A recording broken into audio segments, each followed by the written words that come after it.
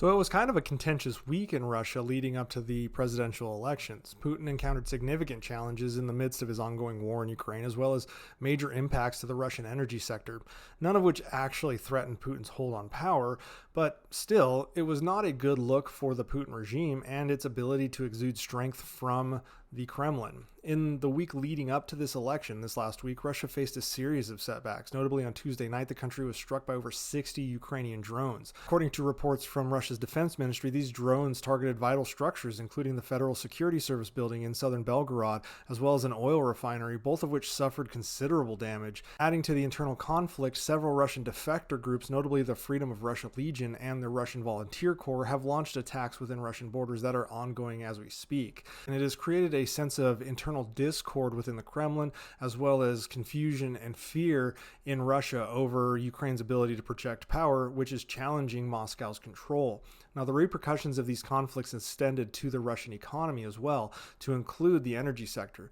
Russia witnessed a significant decline in oil production, with drops of over 10% following drone strikes on crucial refineries and distribution hubs. These affected 3 of Russia's largest refineries.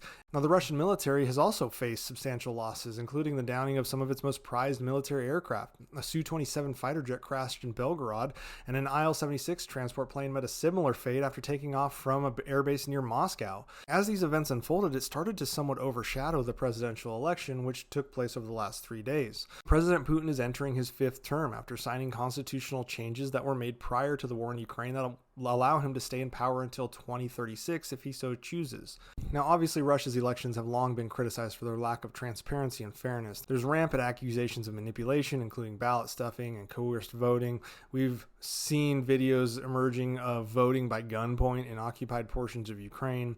Furthermore, Putin's most vocal critics have been systematically barred from running by either being imprisoned or exiled or being just flat out killed, as we saw with Alexei Navalny. In an attempt to frame the narrative and what Putin saw as these protests coming, he went on to various state-run TV channels and accused Ukraine of instigating the recent surge in attacks as a tactic to disrupt or influence the Russian elections. He suggested that another motive might be to gain leverage in potential future negotiations. Well, Vladimir Zelensky of Ukraine responded by defending the attacks, asserting their legitimacy as retaliation against Russian aggression that has inflicted civilian casualties in Ukraine. Zelensky emphasized the strategic necessity and effectiveness of Ukraine's long-range military capability, something that Russia is probably going to be dealing with for a long time, especially with Putin continuing this war in Ukraine.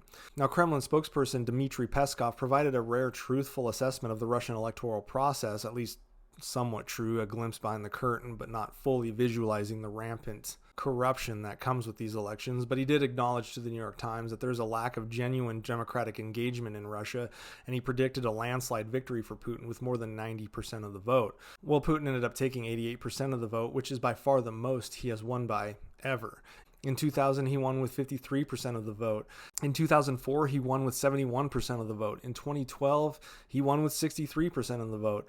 And in 2018, he won with 77% of the vote. So winning with 88% of the vote, even in Russia, is pretty silly. The candidates that were in opposition of Putin on the ballot were basically nobodies that largely aligned with Putin's views. In fact, when you looked at their voting record, all 3 candidates voted 90% of the time with Putin. So they were largely symbolic opponents. The suppression of real opposition was evident when Russia barred the 2 anti-war candidates from being on the ballot. And of course, they killed Alexei Navalny, which would have been the 3rd candidate against Putin. Now, with all of this in mind, a new form of protest has emerged within Russia, dubbed the Noon Against Putin movement, and this campaign encouraged Russian citizens to demonstrate their opposition to Putin by converging en masse at polling stations around noon. The movement, which used the anonymity of ballot boxes in the election to circumvent Russia's stringent anti-protest laws, is a somewhat unique form of civil disobedience. These people are there to quote-unquote vote, but they're using their vote as a way to protest Putin's regime. Now, the participants are encouraged to vote against Putin, spoil their ballots, or abstain from voting altogether as a means of silent protest. Now, the impact of this movement was visible with significant numbers of Russians participating across the country. Russian migrant communities also participated abroad. Social media posts documented the extensive lines at polling stations where protesters were using ink to spoil ballots or writing over the ballots with Navalny's name and publicly denouncing Putin. There was a considerable turnout for the protest despite threats of arrest and legal repercussions, but again, they were using the election as cover for their reason to be there. Now, the Noon Against Putin movement has showcased a growing undercurrent of dissent and desire for change among the Russian populace and has spilled over into other countries that usually had supported Putin's regime, including Armenia and Kazakhstan, as well as many Western nations supported these protests as well. But none of this really mattered, honestly. I mean, because the outcome was never in question. Putin was always going to win. So, unfortunately, to no one's surprise, we get Putin yet again, this time by the most votes he's ever received in the history of ever, which obviously we all know is pretty comical when it comes to elections, even in Russia.